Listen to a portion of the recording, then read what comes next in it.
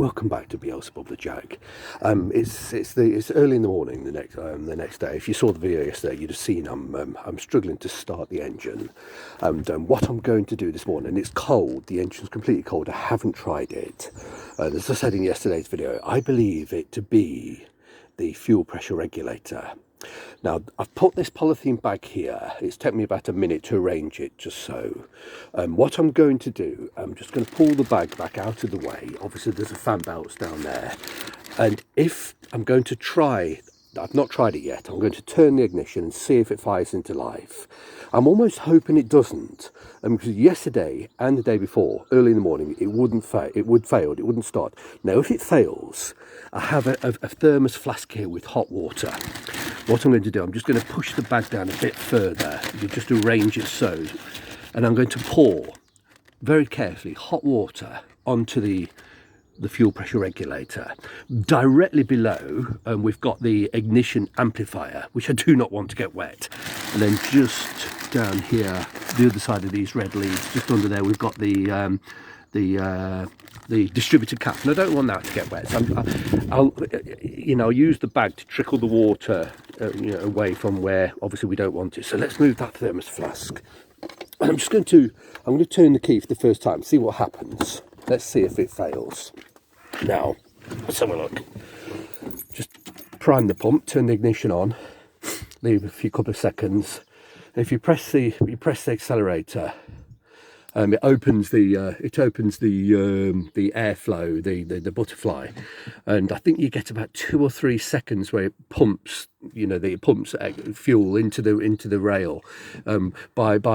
If you take all of the airflow meter out and you can open or poke the butterfly with the screwdriver, it will engage the fuel pump. So by just pressing the accelerator, it allows a bit of fuel through. Right, that should be enough. Let's turn the key and see what happens. And to hell with it. It started. You wouldn't believe it, would you? It started. Not what I expected. I really expected that to fail. So we don't need the plastic bag and I don't need the water. But I'll do the same tomorrow. Let's pull the plastic bag out now. I need to warm this up a little bit, being as I've started it.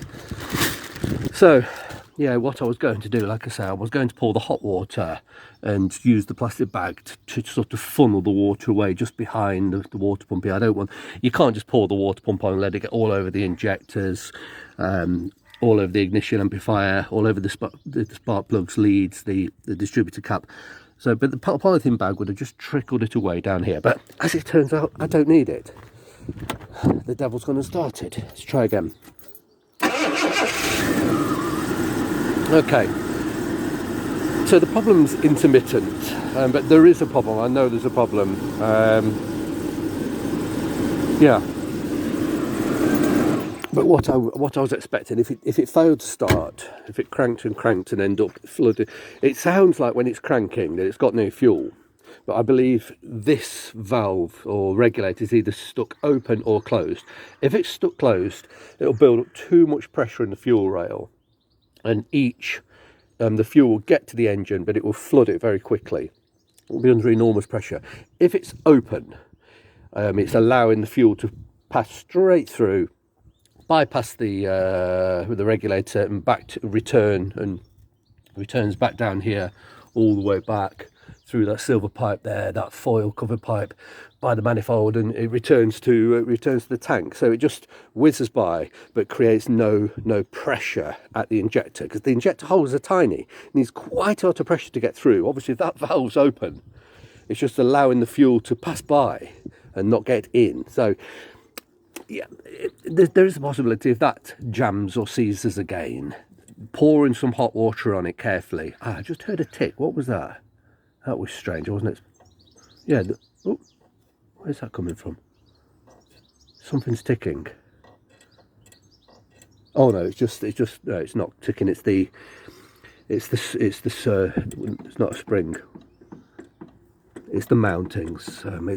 It's me accidentally resting on this and causing tension over there. It's the springs or the rubber mountings creaking. Sorry.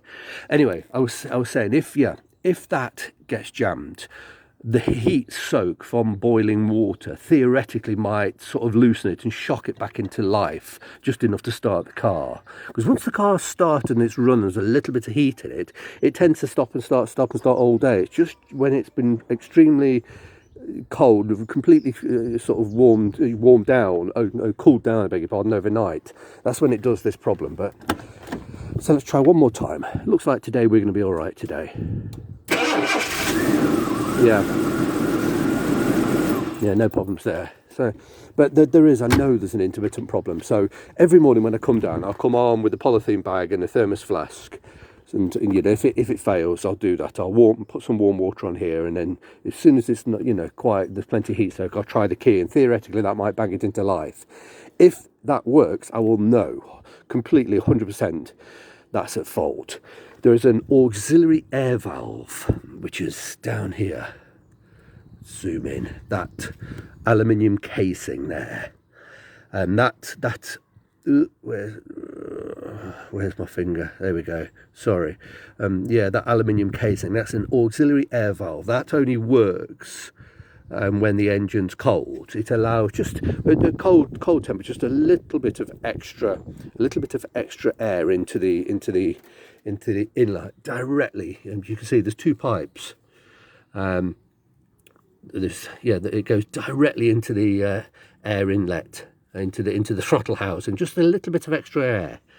So it's possible. Yeah, there's one of them is actually the vent, the crankcase vent goes directly, and the other one just a little, possibly a little bit of extra air into the directly into the butterfly, into the throttle butterfly when it's cold. Now if that doesn't work, it cranks for a long time because it's struggling to start, and it quite quickly floods. So it's possible that it's that, but I'm praying it's not that, because to be honest with you, I looked at the price of them yesterday and they're up to £300.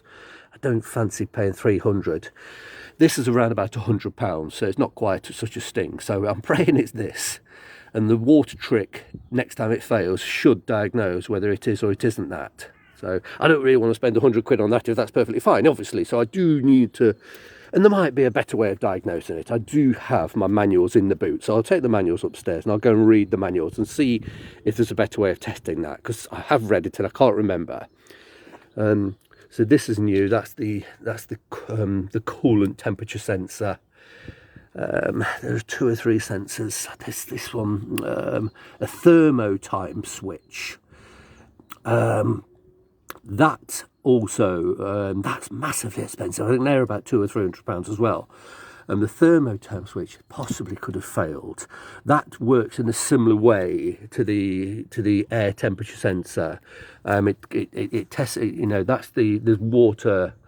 This is the water jacket, and that advances or retards the amount of fuel going into the into an initial injection. So that could be a possibility. Now that will be a nuisance if that's done, because they're expensive. So yeah, this regulates the air. That regulates just for the first couple of 3 seconds, up to 8 seconds, the amount of fuel in the when it's very cold. I think it's I can't remember which way around it works, but that regulates the fuel anyway, as on cranking, when you're turning the key, how much fuel is injected. It either reduces or increases it. The thermotime switch, that could be.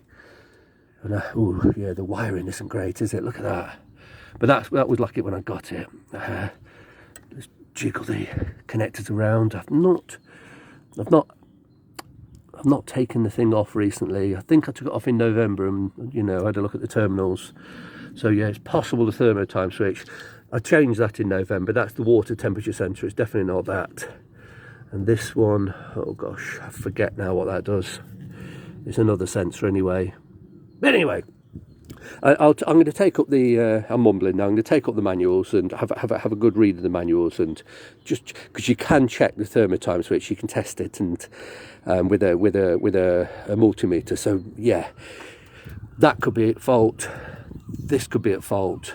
But of course, you can't put hot water on that if that's at fault. So there's no way of testing that with hot water. But I can test this with hot water. It's not supposed to get wet, but the hot water, it will you know, if it's faulted, the heat will shock it into some movement. If it's trapped, closed or open or closed, the hot water should shock it and make it alter its behaviour.